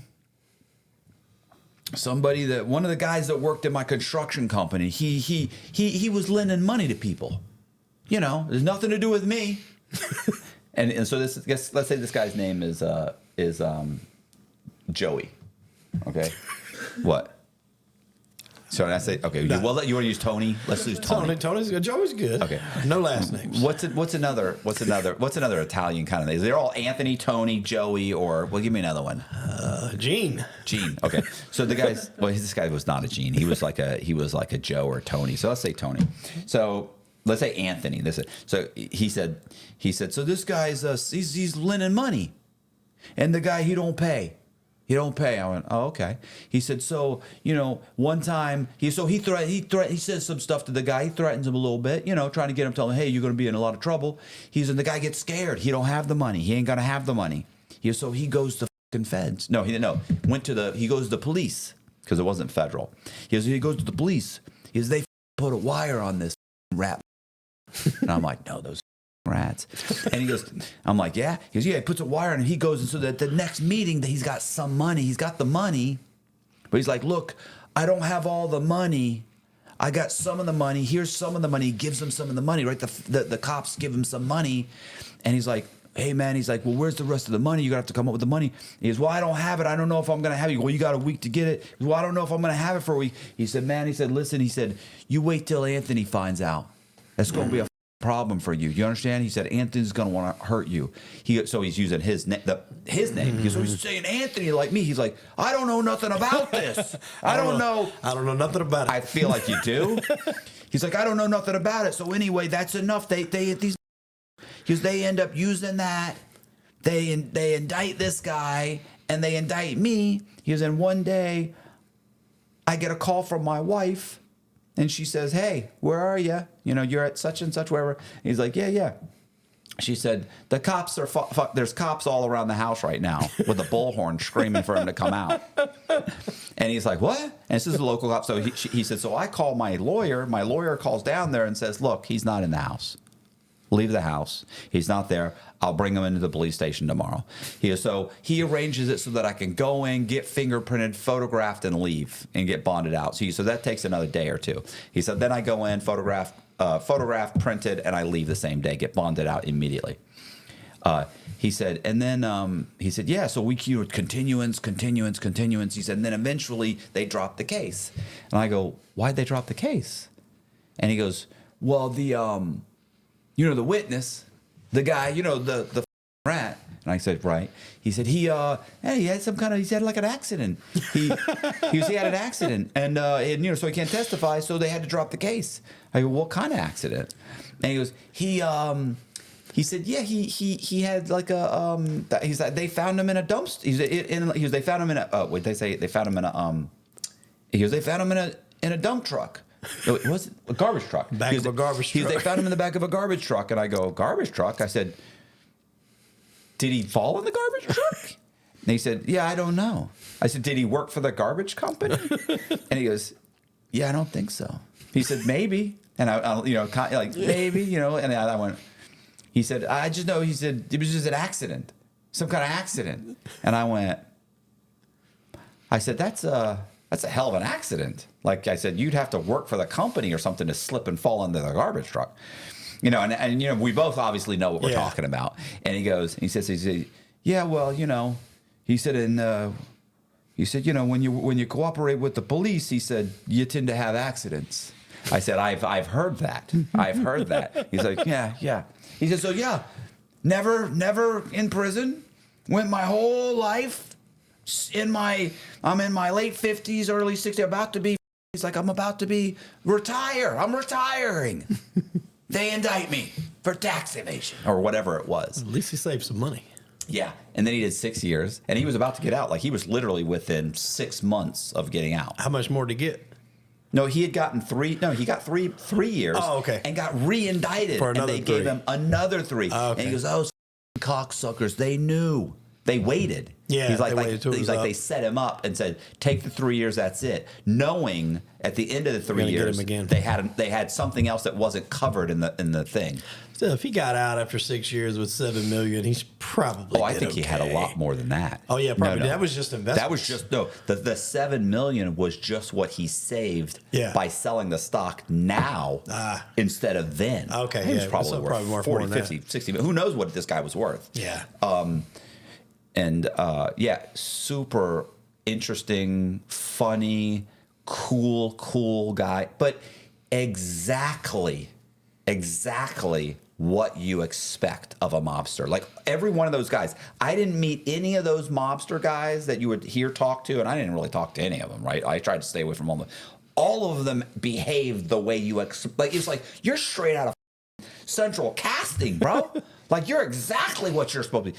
And I think I told you, I don't know if I told you this one time. I was walking with my buddy Nico, and we were walking, and that guy, see, I want to say his last name was like Lim or something, or Lamb or something. Anyway, he's there sitting at a table with some of the other mob guys, and they had spaghetti. We had spaghetti that day or something, I forget. And as we're walking, that's not true. I was sitting at the table. They were all walking in line to get their food, and I'm talking with Nico. I think this is talking with Nico, and we're eating, and they go, he goes, hey, Cox. He goes, how is it? And I said, just like back at Gino's, like that. And then they all go, and I forget what the exact name I used was, like Elaine's or something, because I had just finished reading a book about this famous mob spot in New York that was called like Elaine's or something. I go, just like back at Elaine's. Like, they all, and my buddy Nico, like, as they walked by, he said, bro, don't joke with those fucking guys. Don't joke with those guys. He said, you know them? Is that okay what you said? And I was like, yeah, they're fine. That's like, he's right across the hall from me. He's like, Jesus, does he know the FBI's coming to see you every 2 weeks? But think that's part of America's fascination with these guys because it's that lifestyle. They thumb their nose at authority. They thumb their nose at police presence. That seemingly on the surface on these shows, they're partying. They got a different woman on Friday, a different woman on Saturday. They got their wife, their gamadas. They're gambling. I mean, on the surface, it seems like a good lifestyle until you start finding out the way it ends, and then it's not very good. But, I mean, there's a reason why Sopranos is considered the best TV show of all time. There's a reason why Godfather is put up there as one of the best movies of all time. I think people are just enamored with that lifestyle, and then after that, you kind of grow into your drug movies like, Blow and stuff like that, and George Young. And that's kind of, I wasn't even going to talk about this. We can kind of close with this one.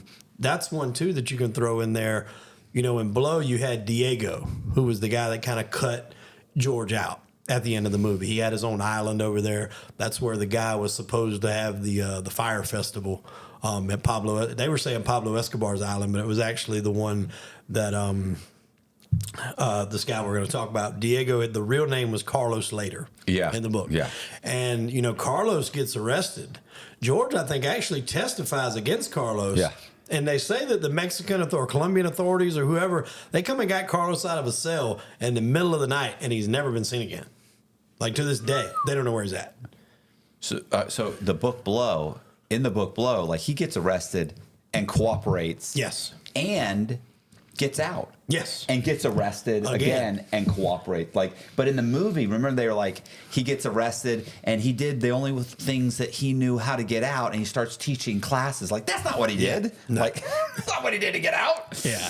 Yeah, he got arrested. And I think the last time he got arrested, he had went back while he fell all the way down the ladder to doing weed again. I think weed was what he got arrested for the last time that sent him for his longest sentence. But yeah, the real guy, Carlos Later, I think they called him the Colombian Rambo or something like that was his nickname. When he finally did get arrested, he had his own island there, which was that airstrip. There's a story about the one guy that wouldn't get off the island. He was like some kind of researcher. I don't know if it was National Geographic. Maybe that might not be the case, but I know he refused to leave the island, even though he knew what they were doing. And Carlos was telling him, look, man, you gotta go. I'll buy you out. I'll give you whatever you want. And he's like, I'm not going. It's my right to be here. Well, eventually he left, not on his own. He just left this world. So that's kind of how they operated. But yeah, he was arrested, and they said that the Mexican authorities come and got him, or whatever authorities was over there, come and got him, and he's never been heard from. Like, to this day, they don't know what happened to him. He hasn't had to testify to anything. Like, nobody knows his whereabouts. So, what do you think about old El Chapo? I mean, old El Mayo. Is that Chapo's son? No, Mayo Zambada. I don't know who that is. The head of the Sinaloa cartel that recently got grabbed by Chapo's son. Oh, yeah, okay. I remember reading that the other day. Are you how? So what happened? You know what happened? No, I just saw the headline. Oh, I would love to do a Pete. There's a comment today that was specifically asking about that with him. They're like, Matt, what about this with Pierre? Oh yeah, he would. So I've talked to him about it. But so here's what happened is that, so obviously Chapo, one of the heads of the Sinaloa cartel, right? Like there's a couple of heads, there's two heads. So like the main founder of it is Chapo, is Mayo Zambada.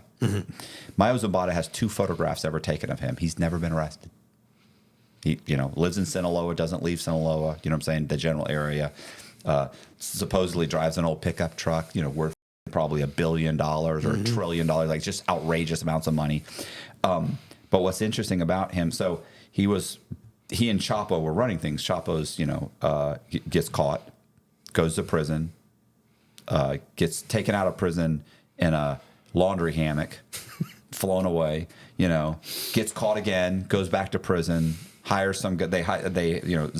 Mayo hires a bunch of guys. They dig a tunnel like a mile long into the prison, up into his cell, into a part of the cell which is the shower, but just behind a half wall, so that it can't be seen by the cameras which are pointing into Chapo's cell. Like, that's a engineer.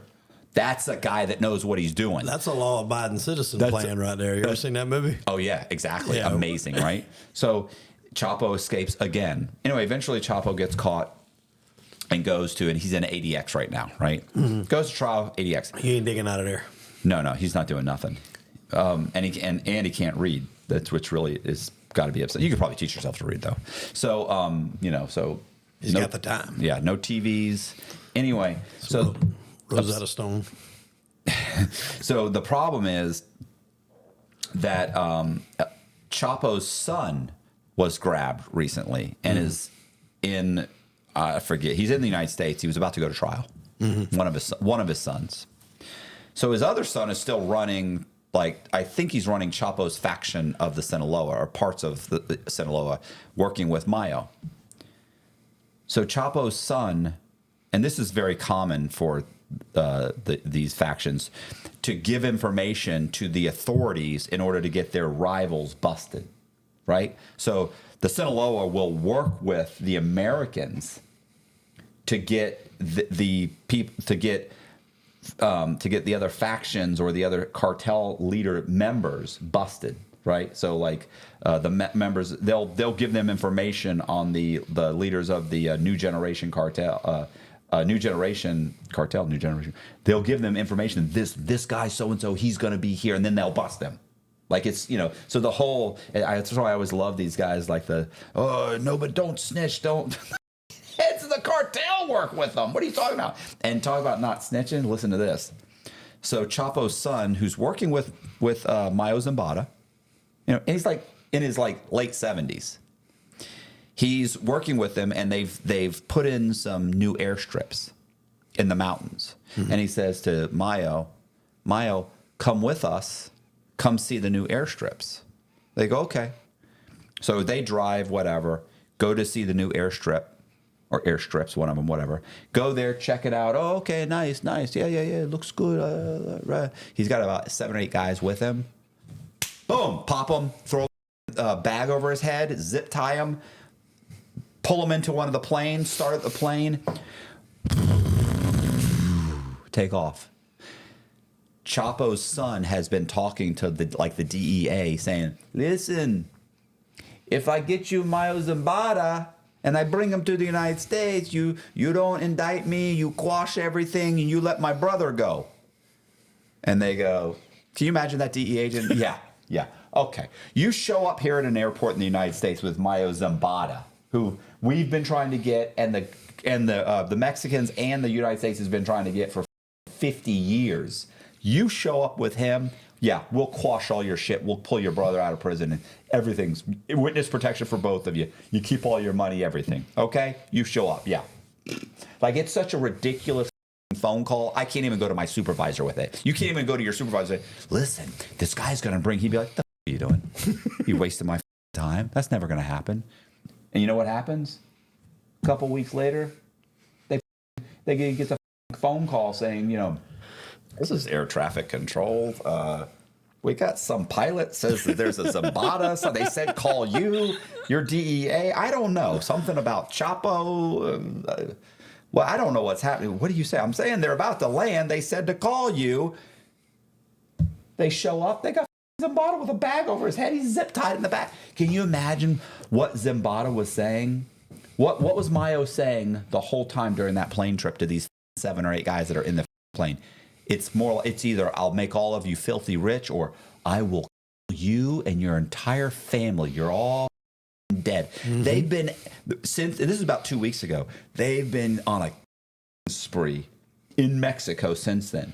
Imagine now the heads of the cartel, because Chapo's son was one of the heads. Yeah. He's gone. A few of the other guys are gone.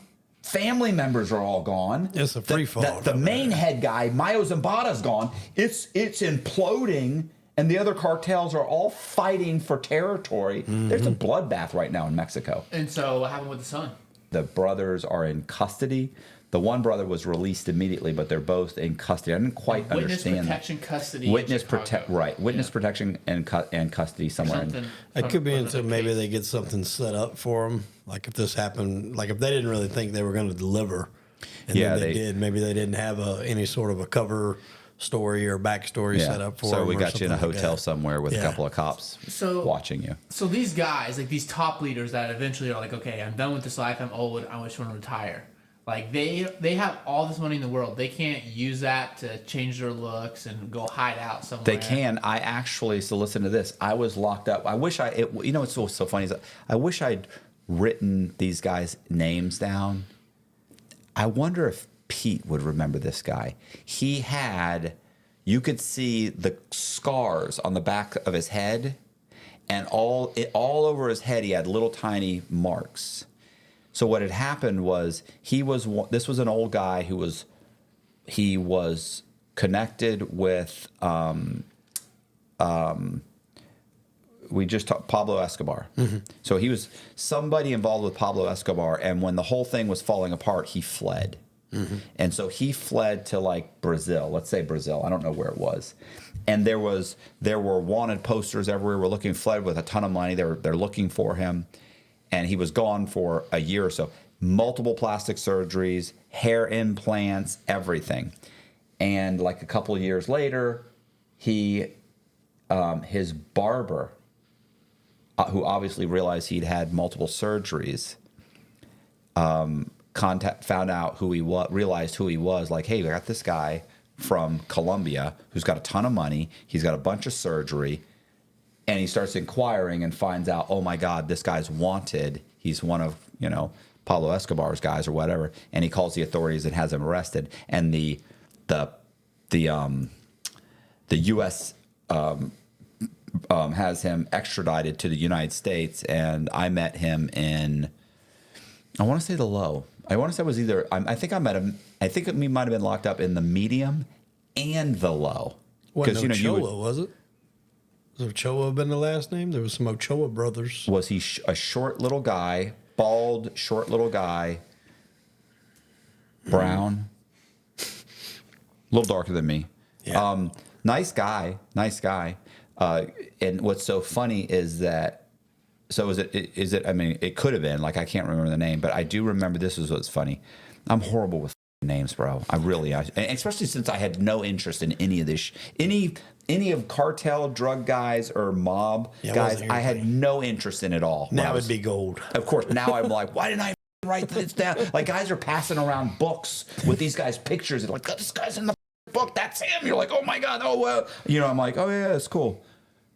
I'm writing a story about a guy who's, credit card guy. You know what I'm saying? I got a whole other story I'm working on. I'm not even interested in the drug thing. I have no idea about it. So what's funny about that guy is he would get his lawyer had so much money, he hires a lawyer who would come in with a he would come in with a paralegal. Right? As you see, if you can't see me and you're on Spotify, I'm doing air quotes. Mm-hmm. A paralegal. And the paralegal was extremely attractive. And so the lawyer would come in. They'd meet for his lawyer visit. Right? Now, you could have lawyer visits when regular visit was going on. And sometimes when they didn't have regular visit, you could have a lawyer visit. Mm-hmm. And then you typically had one guard that would sit at the podium, which you couldn't see into the little lawyer room. So I don't know how he did this exactly. I do know that I had been in visit before when I would look over and the lawyer would be standing looking out at visit. So he's just standing there kind of looking out at visit, and you can't really see in to the room. There's a window, there's a door, but it's got a window on it, right? There's no other windows. So there's a room, but he's kind of standing in front of it, and you're like, okay, what's he doing? Like, is he looking for the guard? Like, it's weird. He's been there for 5 minutes. I'm talking to my mom. I'm looking over. This guy's there. Whatever. But I also know the old guy would go during non-visitation days when it was just for lawyers or law enforcement. So what's funny is what everybody told me was happening. I hate little gnat.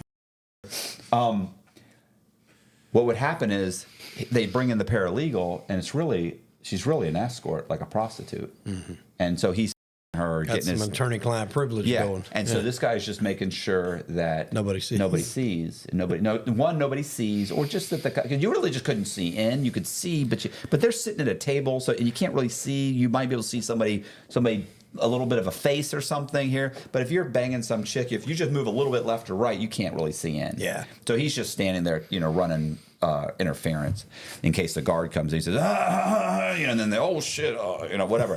But yeah, and he's an old man, so he's in there banging this. He for whatever 5 minutes or 3 minutes, whatever that takes, to stand there, and then boom, it's back to business. That's it. Got the conjugals going. Mm-hmm. Yeah, he's got the illegal conjugal. No conjugals in federal prison, but not unless you're this guy. You can no make conjugals at all in federal prison. No, I've never been to prison. No, thank God. No. I mean, I was watching Oz, and they got conjugal visits in Oz. Did I tell you about the lady on the plane? So I'm flying to California to do Francis's podcast, which I hope would be coming out any day now. And that'd be cool. I'm on the plane, and this lady's probably every bit of 60 plus. And she's asking me, small talk, and asking me what I'm going out there for. And I'm going out there to do a podcast in Orange County and then another one in, another part of California. She's like, oh, you should do a podcast on me. And I'm like, all right, well, what's your story? Everybody's got a story. She said, well, I travel from prison to prison, and I do conjugal visits with the inmates. And I know what that is. And I'm like, really? And she just kind of looks at me and just busts out laughing. Oh. And she's like, I take it you know what that is. I said, oh, yeah. And I'm sitting there thinking, I'm like, I thought you had to be married to get a legit conjugal visit. But she was just cracking a joke. Okay. Yeah, she was just cracking a joke. She's like, I just wondered if you knew what that was. And I was like, oh, I'm very aware. And she's like, I do not do that. I'm a school teacher. I'm like, okay, good. I was going to say, that's a hell of a service, right? Yeah, I would want you to come on the podcast. You're going to have to come on and tell us that how you're able to pull that off, what kind of money you make. Where on your subscribers, where are you? We're at like 9,480. 9,480. We have to get Wade past 10,000. We got to get those numbers up. 520. Yeah, wait, what? We need 520. Right? 500. Oh no! I was you want 9,520? No, just 520. No, he needs 520 new subscribers. He needs 10,000 subscribers. And although that really means nothing for some reason, it's a goal. It is a goal. You'd be like, yes, I'm over 10,000. Yeah, well, I have those. 1,000 was a goal. Yeah. Then 5,000. Now 10,000. No, it'll be probably 25 next, and then 50, and then 100. I always get these guys that are like, yeah, I mean, I only have, I started about, like 3 months ago, and I only have like 4,000 subscribers. It's like 4,000 in 3 months. That's great. Yeah, and they're like, it's not as good as you. It's like, bro, you got 4,000 in 3 months. Like the average YouTuber who puts out content, it takes them 3 years to get 1,000 subscribers. Oh, yeah. That's the average. So, well, from last year, I remember when I started the new job that I had, I was telling a guy about my channel, and I had, I think, slightly over 5,000, like 5,000 something.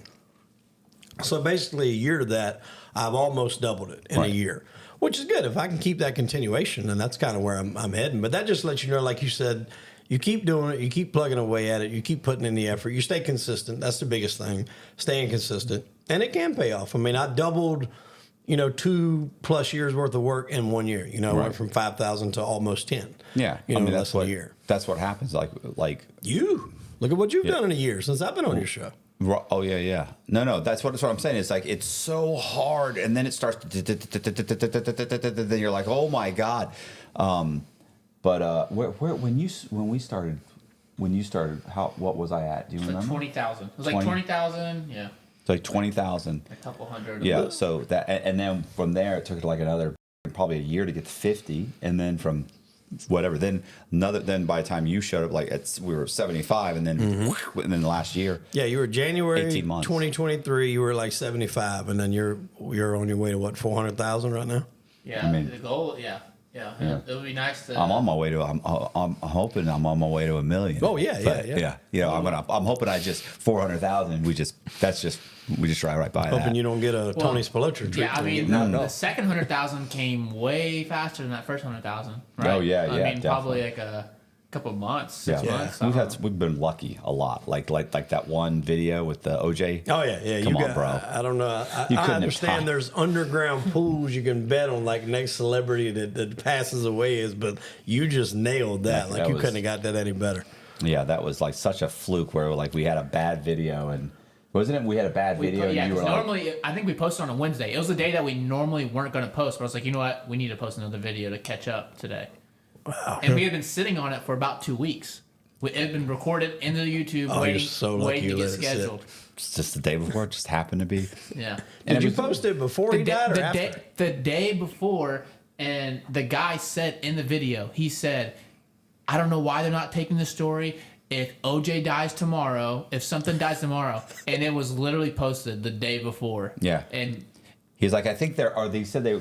Did he he say? said they weren't picking up the story. He's like, maybe they're waiting for OJ to die. So if Yeah. OJ dies tomorrow or so and so dies tomorrow, Oh, Chris. Yeah, Chris just, Todd. just happened. Then the next day, I've told you that. Did I tell you this? I'm driving. I was driving to the doctor's, and I'm driving. All of a sudden, my cell phone. My wife has one of those things that you click your cell phone on. Yeah. And I'm sitting there, and all of a sudden, and I've got MapQuest. Wow, that's how old I am. I have Got like the Google. directions printed out there on the steering wheel. I'm flipping the pages. Where is this? No, I've got like whatever Google Maps or whatever, and all of a sudden, I have the push notification. So when I get comments, and all of a sudden it goes, bing, bing, bing, bing, bing, bing, bing, bing. What the f- is going? I'm like that. Like that's a lot of comments, and I mean, then it just. But for the next 5 minutes, it's just constantly going. And then I got a text from some guy that said, like, bro, do you realize that you put a video out yesterday about O.J. Simpson and his family just announced that he died? And while I'm reading that, it's bing, bing, bing. I'm like, oh my god. Then I called back. Listen, bro, something's going on. And he's like, man, we just got X amount of in the last 45 minutes. We just got X amount of like it spiked. Views. It spiked, and then it really wasn't until that's probably like noon, 10 o'clock, and it spiked and it started getting like 5,000 an hour or something like that. But when it was like 10 o'clock, 11 o'clock at night, it was hitting like 20,000 an hour, and in a day it did like 300,000 views. Yeah, it was insane. Yeah, don't do a show on me anytime soon if you don't mind. If I'm not a part of it, I guess. Man, that was good. That was good timing. So we're trying to get you over 10,000. You need another extra 500 and change. 500 and change will do it to get you over that hump. So anybody, if you're watching this, please go to Crime and Entertainment with Hollywood Wade. Hollywood Wade, which this is funny, sometimes talks about himself in the third person, which is always funny. He'll send me a text, and I'm like, hey, bro, I'm like, what? He was flying in here. I said, what airline are you on? He's like, Breeze. He said, Hollywood Wade's always looking for a deal, So, or he got, when you got in the car, he's like, what'd you say when you got in the, something about Hollywood Wade needs something to eat or something, whatever it is. I was Hollywood is hungry. Hollywood, yeah, something, what. Anyway, so go to Crime and Entertainment, subscribe. I would appreciate it. That would mean a lot. We're going to put the link to the YouTube channel, obviously, in the description. So just click on the link, boom, brings you right there. Subscribe. That's all I'm asking. And I really appreciate you guys watching. Thank you. See ya.